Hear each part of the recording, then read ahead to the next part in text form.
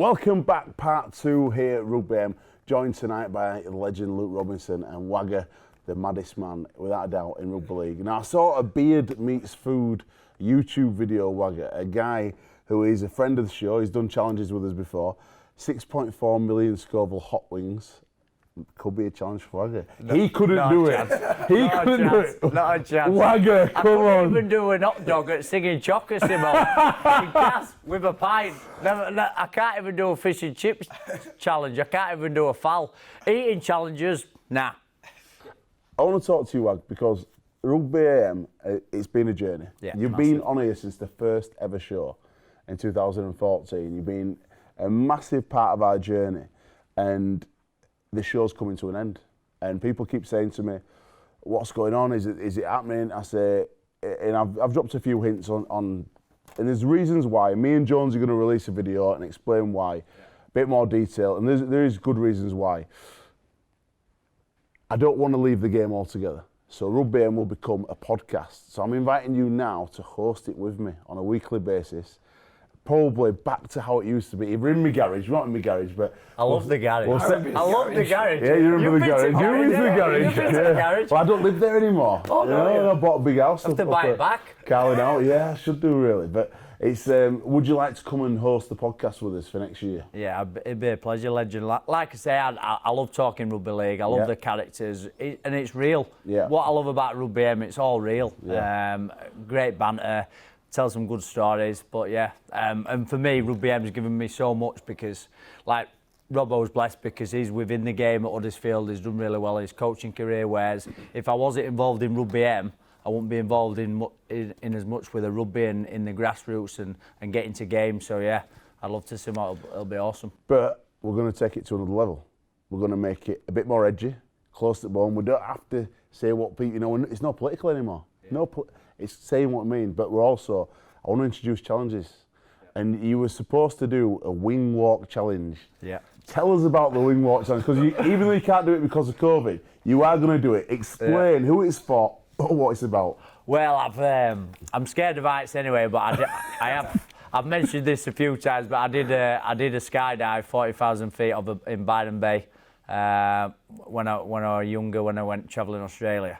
And yeah, Soldiers League I'm a patron of with Andy Gregory and Tony Baldwin and all the ex-soldiers, veterans, military who come out of the army, physical and mentally, that the charity helps support them. So in relation to sport, when we did the wheelchair rugby league event against the army and the ex-soldiers, they just asked me and Tony, just that if we'd do a wing walk.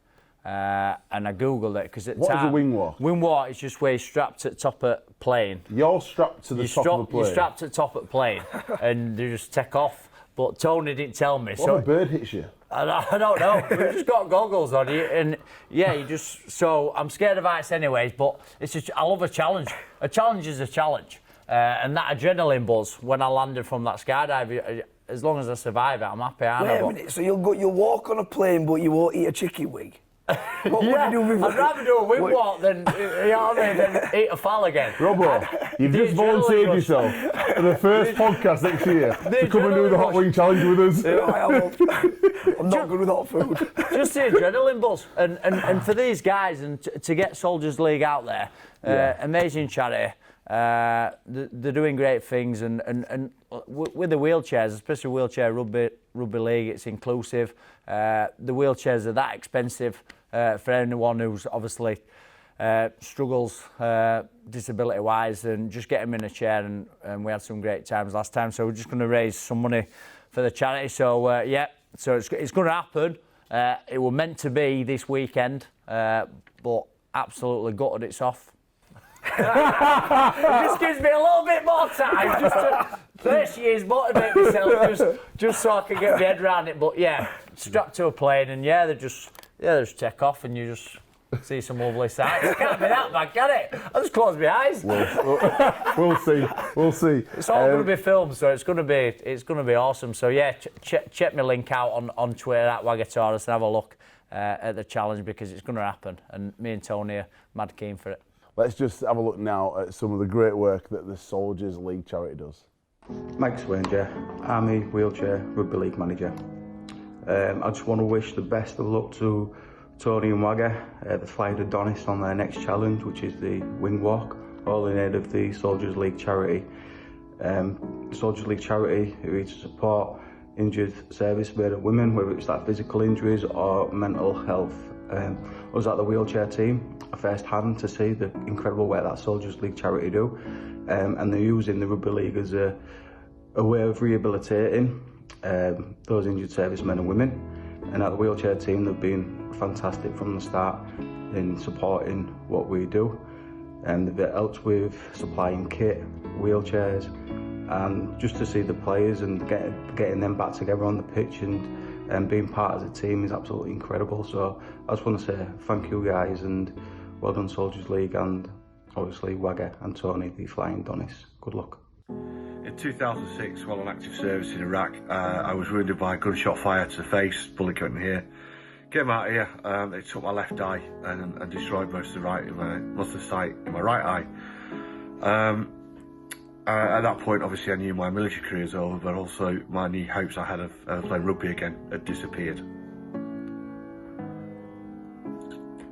Soldiers League is the British Army Rugby League charity, and what they do is they make rugby league available to those people like me who think the game might have been taken away, and that's through support, going to games, tickets, things like that, but also making sure that there are things available such as the wheelchair rugby that they supported, headed up by Steve Sampler. It gave the opportunity for the lads to get back together, throw a ball around. Obviously the wheelchair rugby is slightly less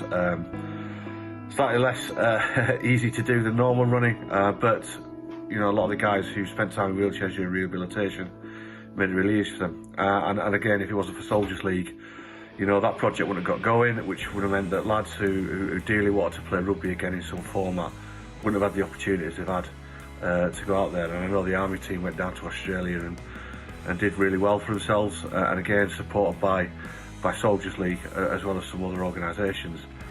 For me personally, like I say, I now play physical disabled rugby league.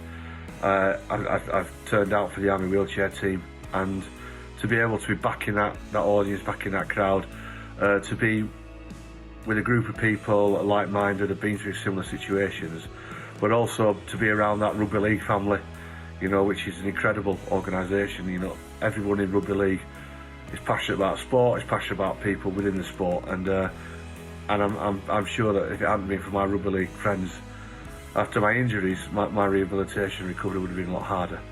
So I'm incredibly grateful to Soldiers League for everything they do, keeping us together, keeping our passion for that game alive, and giving us an outlet to be involved in rugby league in whatever format we feel that it suits us. And I'm doing this Wing Walk, boys. Well, I've done some stupid things in my life, but Wing Commander Waggers, over to you, mate. Wagga, what's happening in Cass? Because 13 of the Tigers testing positive for COVID. Hey, What's happening in Cass? I love the town. I love Cass through. It's challenging for the club at the minute. Next 2 games cancelled. Yeah, a lot of games cancelled. Obviously, you feel for the players. I hope everyone's safety and health is important, first of all. But yeah, it's disappointing that they can't get back out on the field and fulfil the fixtures as such at the minute. Add another couple of games, but I'm fine. So if Paolo wants to give me a shout and he's short on numbers, I'm free to play. Just give me a test, and I'd love to put boots back on. Robert, what's the process for you to get the job?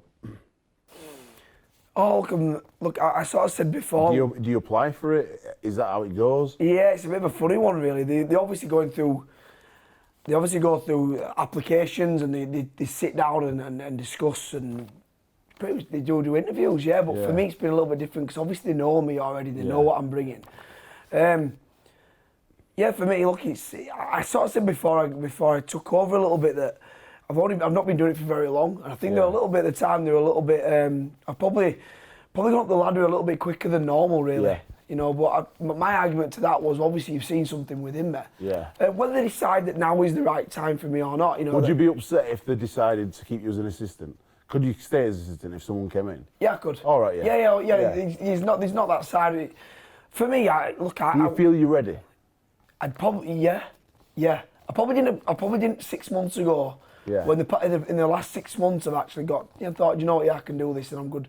I've always believed in myself as a coach. I have. I've always, I've always believed in my ability, my knowledge within the game and things. But you also got to understand that you want longevity within the sport. And you know what, a lot of times coaching can be a short, if you get it wrong early doors, it's very hard to get back in. So you've got to make sure that, you pick the right time, you make sure you're at the right stage of your career and the group of players are right for you and the club's right for you. If somebody come in, I just want the best for the club. I want us to succeed. I want the best for myself though as well.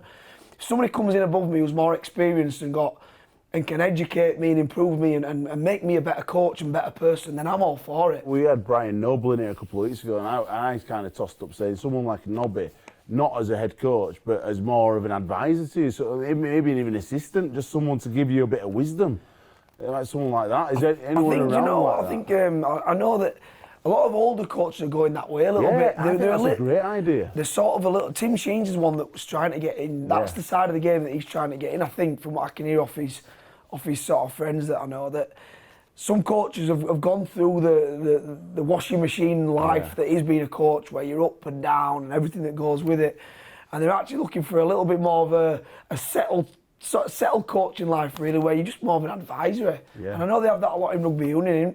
I went and spent a fair bit of time down at Cardiff Blues. Yeah. I met some lads down there, and when you go down into the rugby union, I mean, they've got coaches galore. They've attack coach, defence coach, line-out coach, all sorts. They have coaches everywhere, but they do normally have somebody sat above, just basically as like I said, advisory role that's also helping with the recruitment side of it and the logistics and all the things that are away from the field, really, which allows the coach to coach. Best to look of it. Are you looking after my Jamaican boys? That's what I need to know. I am looking after your Jamaican boys. Obviously, I've got an affinity with them anyway, and a lot of them I've grown up. I've played with a lot of them. Yeah. So there's that sort of bond there between us anyway. Before all that, and Ash Goulding, who's come in this year. How's he been for you? He's an absolute legend of a bloke. He is what you would take down to grassroots. He's what you take to Siddle, what you take to Milford and go, if you want to make it, this is the attitude that you need. We wouldn't have him at Milford, he's a Stanley boy. He's a Stanley boy. But he's got everything about him. He is the first to turn up, he's the last to leave. He sends me, he'll be 4 in the morning, end of every game, and he'll pretty much write. It'll be, 15, like when your missus sends you a message and you're in trouble. Yeah. He sent that one of them ones where like, he sends one at the end of every game, it's like, this is what I did wrong, this is what I did, this is what I need to improve, this is what I need to do as a team. And he's just, he's got all the makings. He's a coach as well. He coaches Stanley first team. I can 100%, I can see it. Yeah. I can see it, the way that he is around the group, the way that he is, how he fixates on certain things and how we can improve. And it's been really good for us as a group. Outstanding. Wagga, you in your day job, you and Raz and Jason Robinson have got together and created the PE Pro app. It launched this week. Tell us a little bit about it. It's going to be exciting, Simo. We're going to transform, obviously, physical education in primary schools. So it's going to online app, so you can use it on your phone, iPad. It's to upskill teachers to deliver outstanding PE. So it's going to have all your assessments on your curriculum. So if you're a year 1 teacher and you're not confident delivering gymnastics, it'll have your 6-week plans. It'll have 2 sessions a week on there. Our USP, obviously it's all video related, come from our professional backgrounds. Over 250 videos, all links to your session plans, all your documents are on there, national curriculum, it's got everything in there. And to have AFPI, the governing body, behind it, and obviously the legend Jason Robinson backing it, and for me and myself, Raz, we're passionate about when you go back to it, not just the grassroots, but I'm coaching children in Castleford and Leeds schools. I see something special in some of these kids, and I just think we're losing them sometimes in the primary schools.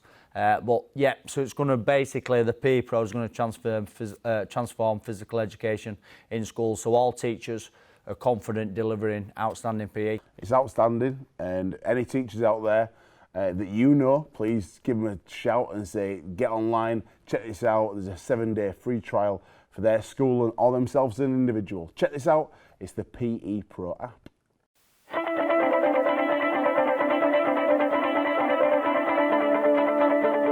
The PE Pro app is aimed to transform physical education in primary schools through our fun and unique approach to physical education. The PE Pro app will inspire and motivate all teachers to deliver outstanding PE and give them the knowledge and tools to make all PE lessons fully inclusive. I think PE is massive in schools. I only have to look at my journey just to see how much it's affected me. I'm really impressed by the quality of coaching on PE Pro. This has been designed by sports professionals. So the insight, the knowledge from academics has all been put in to create a platform that is going to be great for schools and teachers to use. It's so important that we get kids involved in PE at an early age, because these are habits, these are skills that they can take on to later life and keep developing all the time. So it's really important for the whole development of a child. PE can teach so much about life. For me, it was all about confidence, it was all about leadership. I learned to deal with teams, people from all different backgrounds. So those skills that I learned from PE have served me well now in later life. Prior to using the app, I found some areas within PE I struggled to deliver because I didn't have the knowledge and the skill set for it. But once I was introduced to the app and was able to use it, I knew instantly how to deliver the lesson, what to teach, what was I expecting from the children. I found it very useful in just giving me a good insight into all aspects of PE. PE and physical literacy are massively important for children. It's massive benefit for their, not just their health and fitness, but also improving other skills like their social skills and their academic skills as well. So improving these things is vital. The PE Pro app aims to put PE at the heart of school life. Physical literacy and developing the fundamental movement skills are key for primary school children. Teachers have, hundreds of things to do each day. Them delivering a PE session is an additional thing they need to think about. So the PE Pro app is there. It gives them ready-made sessions covering a range of different skills, range of different sports, range of different activities. So there's a massive amount of content there that will be really beneficial to the children and the teachers in delivering their sessions. PE Pro app is very efficient, very easy to use. We can go outside on the field to use it with tablets, or in the classroom as well. There's loads of different videos, quick little snippets of videos, so it's not time consuming, so the students have got a visual, so they know what kind of sport, skill, different locomotive actions they can use. So the PE Pro app has really given me confidence to deliver PE. Especially in maybe sports that I'm not really confident in. There's a lot of lesson planning involved with being a teacher, and like I say, it's so easy to use. I could not touch the app. I go straight outside on the field. Right, we're doing football today.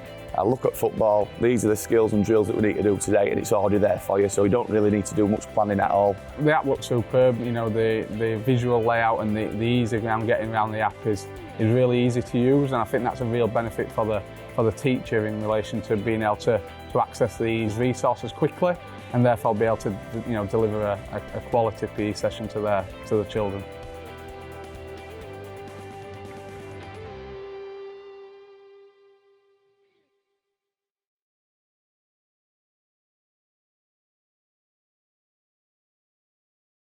Absolutely outstanding, the PE Pro app. Click the link, get involved if you're a teacher or know somebody who could benefit.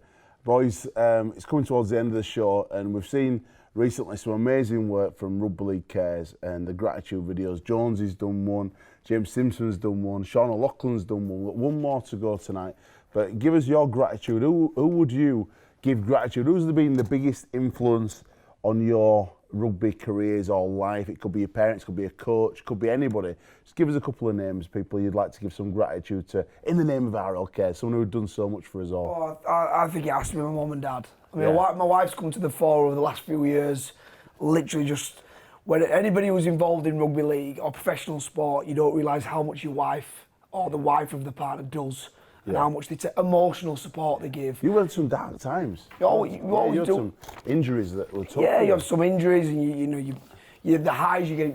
I'm very lucky. I've represented my country with the biggest side in the world. We've had some lows where I've lost finals, and and had injuries, and they're always there to pick you up. And my wife's been there in the recent times, but I'd have to go back to my mum and dad. You know, my mum and dad were the ones that were just dropping me off every which way they could. They were stood there in the rain, in the snow, watching me. They'd take me, my dad every Tuesday and Thursday. I'm an Halifax boy, but he'd drive me every Tuesday and Thursday to Wigan for scholarship.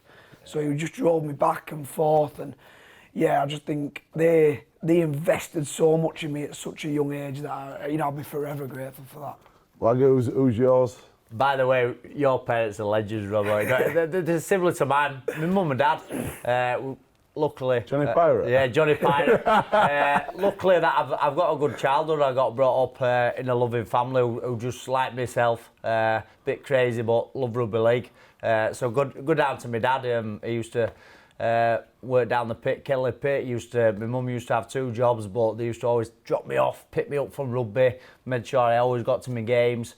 I mean, he's even done London there and back in day. Don't miss any games. I think, like your dad will say, but he'll still come watch your coach. But I think my dad misses rugby, me playing more than probably what I do now. Yeah. But he still watches it and still loves it. But when someone retires, like you retired out of the game, he just misses, I suppose he misses just getting smashed, because I've seen him come to watch me at Cass, right? And he didn't even watch, he come down to the ground, but he were on Sky, so he watched it in pub. in the Tiger Bar, in the ground. But yeah, it's got go back down to parents, it's class. Well, one man who's been a big part of our show, and we've covered some really emotional and tough times for him in the past, is Dom Crosby. And he gives his gratitude video right now. Check this out.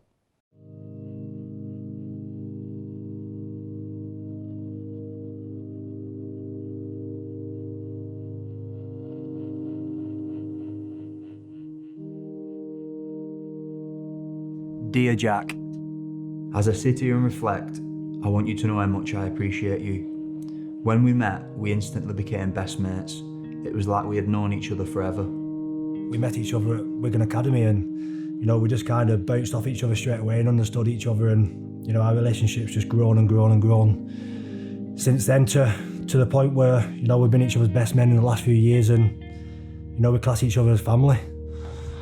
There we are, spreading the love on the day. Best man. I've also got the eulogy here, what Dom and Megan asked me to read at Ada's funeral. Kept this as a bit of something for myself. It was a massive honour and privilege to read this.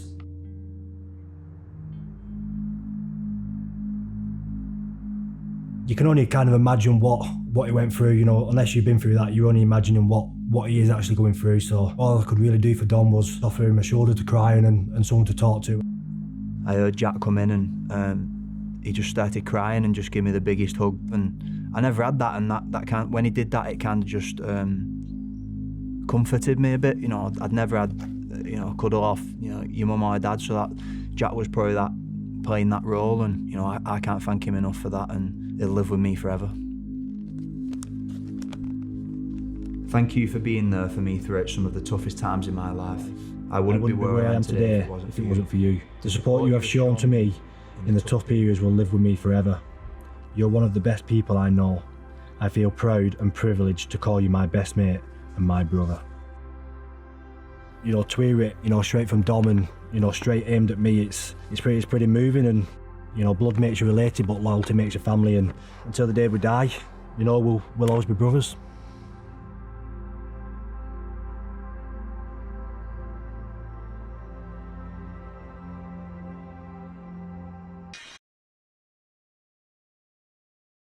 I think it's a really beautiful moment there, giving his gratitude to Jack Hughes, who really helped him out in a really tough time. It just shows the bond that players have together. Yeah, look, I was very fortunate enough to play with Jack.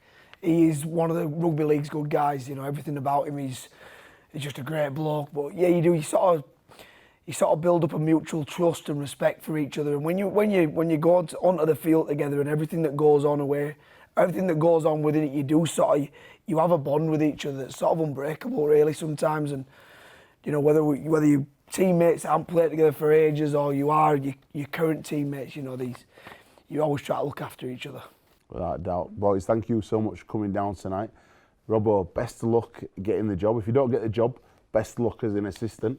You'll always be with us. Wagga, we're on for the podcast. Yes, can't wait. Rugby and will There she continue. is. Will Bring it on. continue in a podcast form next year. And me and Jones are going to release a video what's happening and why it's happening. So thanks for all your support.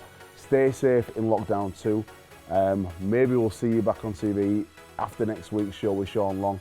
Maybe we'll see what the lockdown brings. Good night. God bless. Thank you very much.